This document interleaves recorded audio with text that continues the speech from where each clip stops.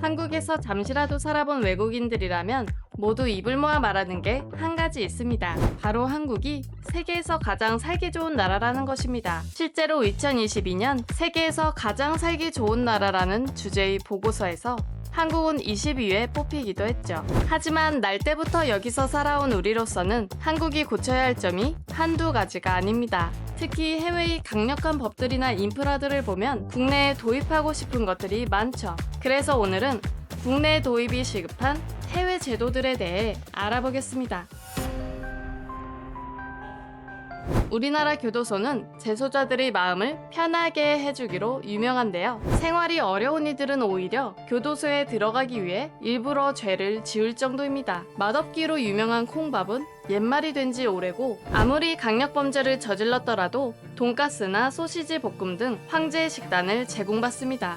물론 1인당 급식비는 1,600원일 뿐이라 양도 적고 저렴한 재료를 쓴다고는 하지만 그래도 피해자 입장에서 생각해보면 억울하고도 남을 정도죠. 특히 2023년 우리나라의 재소자 1인당 연간 수용비는 연평균 3,100만 원이었는데요. 이는 1인 가구 중위소득을 훨씬 웃도는 수준입니다. 물론 적절한 복지 환경을 제공하는 것이 교화에 도움을 주고 재범률을 줄이는 데 기여할 수는 있지만 한편으로는 자신이 지은 죄만큼 고통을 겪어봐야 된다고 생각되기도 하는데요. 그렇다면 우리나라와는 달리 가장 악명 높기로 소문난 해외 교도소는 어디에 있을까요? 그곳은 바로 러시아의 최고 등급 교도소인 흑돌고래 교도소입니다. 잘 모르는 일반적인 사람들은 귀여운 흑돌고래 조형물을 보며 이곳이 이렇게 무서운 곳인 줄은 상상도 못할 텐데요. 하지만 90도로 허리가 꺾인 채 바닥을 보며 들어온 재소자들은 이 흑돌고래의 검은 그림자가 바로 악마의 그림자였음을 깨닫게 되죠.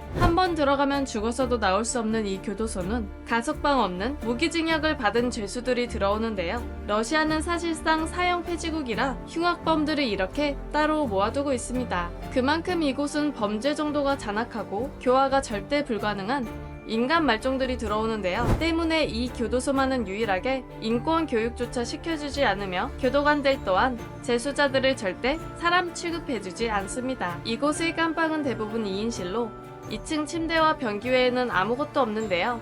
또한 취침 시간 외에는 앉을 수도 없고 무조건 서 있어야 합니다. 만약 침대에 누우면 교도관들이 바로 구타를 하죠. 때문에 대부분의 수감자들은 좁은 방에서 할 일 없이 걷기 운동만 합니다. 특히 이곳의 여름은 40도까지 올라가는데요. 하지만 인권이 없는 교도소인 만큼 에어컨은커녕 선풍기도 제공되지 않습니다. 마찬가지로 겨울에는 영하 50도까지 떨어지지만 난방기구도 제공되지 않고 이불 한 장으로 버텨야만 하죠. 또한 교도관들은 실탄이 장전된 총기로 공포 분위기를 조성하기 때문에 재소자들이 반발하기가 어렵습니다. 또한 하루에 한 번 방수색을 하는 데다 15분마다 교도관이 방을 들여다보고 24시간을 CCTV로 감시하고 있어 탈옥 등도 불가능하죠. 식사 역시 물, 빵, 수프밖에 없을 뿐더러 맛도 지독히 없습니다. 또한 스테인리스도 아닌 쓰레기통처럼 생긴 통에 수프를 가져온 뒤 플라스틱 그릇에 담아 쓰레받기처럼 생긴 장대로 깜빵 안에 밀어 넣어지죠.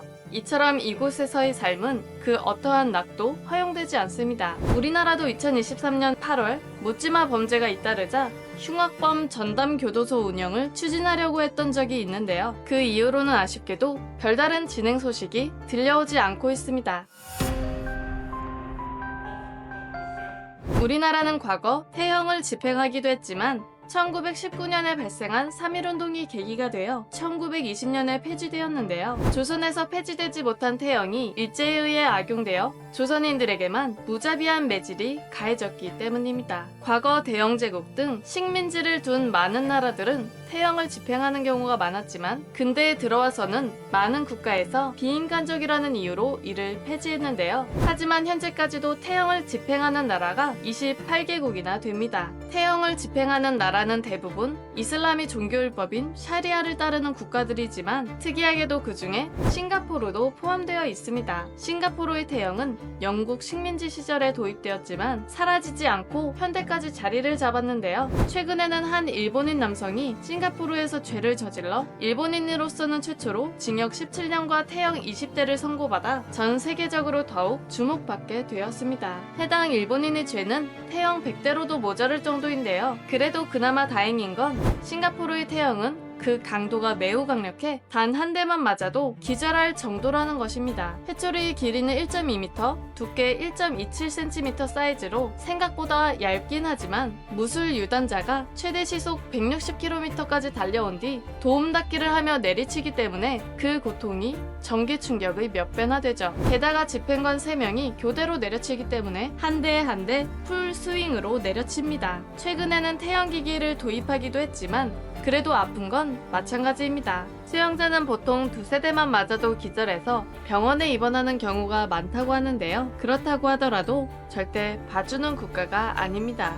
상처를 열심히 치료해주고 한두 달 뒤 완전히 나으면 다시 형을 집행하죠. 또한 미리 알려주지 않고 불시에 집행하기 때문에 차라리 죽는 게 나을 만큼 극도의 불안감을 느낀다고 합니다. 이러한 태형은 쇼크가 상당하기 때문에 한두 달은 엎드려서만 자야 하는 데다 남성의 경우 수년간 발기부전증이 올 수도 있으며 여성은 불임이 될 수도 있는데요. 따라서 일반적으로 여성과 50세 이상인 사람에게는 태형을 집행하지 않고 있으며 한 번에 최대 24회의 매질만 실행하죠. 싱가포르는 또한 형을 집행할 때 수영자들을 스윗하게 보살펴주는데요. 먼저 수영자의 건강이 괜찮은지 검진을 한 뒤 깔끔한 알몸 상태로 형틀에 묶어줍니다. 그리고 장파열을 방지하는 두꺼운 벨트도 채워주죠. 의사와 간호사도 함께 참관해 피가 나면 소독약을 발라주고 정해진 시간이 되면 또다시 매질을 시작하죠. 이 정도라면 한국에 도입해도 좋을 것 같은데요. 특히 음주운전을 3회 이상 저지를 경우 무조건 태형에 처해지기 때문에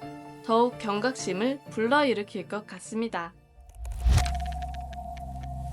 요즘에는 많이 줄어들었지만 그래도 길을 걸으며 담배를 피우는 일명 길빵을 하는 사람들을 종종 마주칩니다. 그들은 보통 길에서 뭘 하든 본인이 자유이기 때문에 상관없다는 생각을 갖고 있는데요. 그런 사람들은 이기심도 매우 강해 아파트에서 담배를 피워 많은 민원을 발생시키기도 하고 담배를 피우지 않는 부하 직원 앞에서는 물론 근처에 아이들이 있어도 전혀 개의치 않고 담배를 피웁니다. 또한 많은 사람들이 다니는 길에 가래침을 뱉고 아무데나 꽁초를 버려 화재를 일으키기도 하죠. 특히 담뱃불의 온도는 섭씨 500도에 이르며 흡연 중에는 섭씨 800도에 달할 정도인데요. 이 때문에 담뱃불로 인한 화재가 연평균 6,000건에 달합니다. 이렇게 흡연으로 인한 피해가 많은 만큼 우리나라에서도 관련 규제가 시행되고 있긴 하지만 금연구역에서 흡연을 해도 고작 10만원, 길가에 담배꽁초를 버려도 겨우 5만원이 부과되는 등 벌금이 지나치게 낮아 효과가 거의 없습니다. 반면 우리나라와는 달리 흡연 관련법이 강력한 국가들이 있는데요. 싱가포르는 흡연 금지구역에서 흡연 시 벌금이 부과되거나 3개월 이하의 징역이 부과되며 포르투갈은 실외라도 대부분의 장소에서 흡연이 금지됩니다. 적발 시 벌금은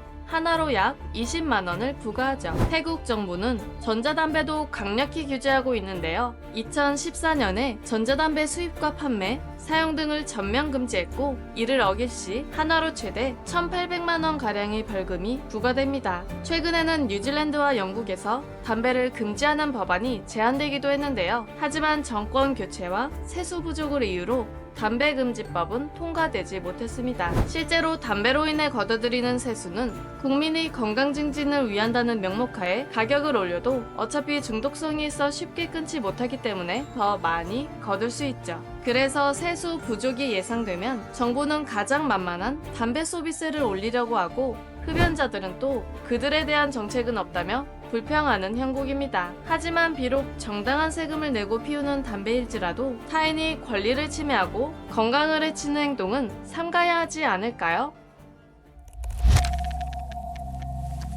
연결되지 않을 권리법. 만약 이 법이 우리나라에 제정된다면 아마 많은 직장인들이 환호할 텐데요. 우리나라는 특히 밤 12시에도 화려한 야경을 자랑할 만큼 야근 문화가 심한 나라라 퇴근 후에도 거리낌 없이 업무 관련 카톡을 보내오기 때문이죠. 이미 몇몇 나라에서 법제화한 이 법을 한국도 최근에 논의하기 시작했는데요. 2017년부터 세계 최초로 해당 법을 시행하고 있는 프랑스의 경우 연결되지 않을 권리에 대해 노사 간에 협상하도록 하고 있으며 이를 위반한 사업주는 1년 이하의 징역이나 하나로 약 500만원 이하의 벌금에 처할 수 있습니다. 또한 프랑스는 휴식 시간에 어쩔 수 없이 업무 전화나 메시지 등을 하게 되면 노동시간으로 간주하고 보상을 하는 호출대기라는 개념을 도입하기도 했습니다. 그 밖에 필리핀, 이탈리아, 포르투갈 등의 국가들도 연결되지 않을 권리에 대한 법안이 마련되었는데요. 한국에서도 이 법안이 꼭 제정되었으면 좋겠습니다. 특히 여기에 더해 회식 금지법까지 생긴다면 정말 일할 맛이 날 것 같네요. 여러분도 해외 제도 중에서 국내에 도입하고 싶은 것들이 있으신가요? 그렇다면 댓글에 적어주세요. 이번 영상이 유익하셨다면 좋아요, 구독, 알림 설정 부탁드립니다.